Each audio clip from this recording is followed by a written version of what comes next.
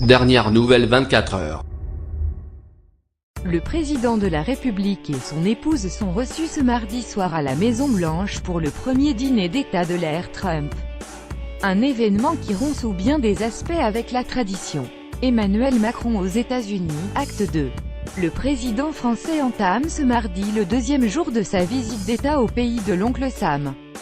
Le nucléaire iranien et la guerre commerciale avec la Chine seront notamment longuement évoqués par les deux chefs d'État. Il s'agit pour Emmanuel Macron de tester son entente avec Donald Trump et, pourquoi pas, faire infléchir sa position sur certains sujets. Un entretien dans le bureau ovale, un déjeuner au département d'État, une rencontre avec des PDG français et américains ainsi qu'une visite au cimetière d'Arlington ont notamment été prévues. Lire aussi, Macron aux États-Unis, nucléaire iranien et guerre commerciale au menu de mardi. Cette journée de discussion diplomatique s'achèvera par la tenue d'un dîner d'État très attendu à la Maison-Blanche. Rompant avec la tradition, Donald Trump a convié très peu de membres du Congrès et aucun représentant de la presse. Plus d'une centaine de personnes doivent prendre part à ce repas officiel, aux tonalités printanières et au menu très américain, que détaille la Maison-Blanche dans un communiqué. À titre de comparaison, Le Point rappelle que plus de 350 personnes avaient été conviées au dîner d'État organisé en l'honneur de François Hollande en 2014. Le code couleur choisi par Melania Trump est crème et or pour cette soirée dans la salle de dîner d'État, située au rez-de-chaussée de la Maison-Blanche, côté ouest. La vaisselle est en porcelaine et date des présidences de Bill Clinton et de George W. Bush. Les couverts, des maisons Tiffany et S. Kirk & Son, viennent de la collection de la Maison-Blanche.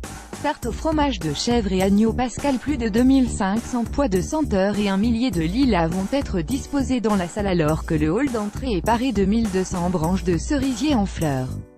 L'orchestre de l'Opéra national de Washington est chargé de l'animation musicale. Le chef de la Maison-Blanche, Christopher Comerford, présente une vitrine des meilleures cuisines et traditions américaines, avec des nuances d'influence française. En entrée, les invités vont goûter une tarte au fromage de chèvre accompagnée de confiture de tomates, d'un crumble de biscuits au lait de beurre et de jeunes laitues colorées. Les légumes viennent du potager de la Maison-Blanche. Le plat proposera des côtelettes d'agneau pascal accompagnées d'un jambalaya de riz doré de Caroline, cuisiné dans la tradition de la Nouvelle-Orléans avec des spécialités cajun, céleri, piment et oignons, et des petits oignons braisés. Une tarte aux nectarines infusée de miel de la Maison-Blanche et accompagnée d'une glace à la crème fraîche sera servie en dessert.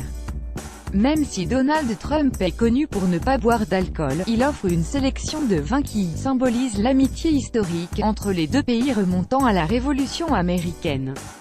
En blanc, un domaine Sérène Chardonnay, Evenstadt Réserve, 2015, un cépage originaire de Bourgogne et cultivé dans l'Oregon. Le rouge est un domaine Drouhin Pinot Noir, Lorraine, 2014, également de l'Oregon. Pour le dessert, la Maison-Blanche présente un crément demi-sec Schramsberg dont la douceur subtile et l'effervescence crémeuse en fait l'accompagnement parfait d'une tarte aux nectarines.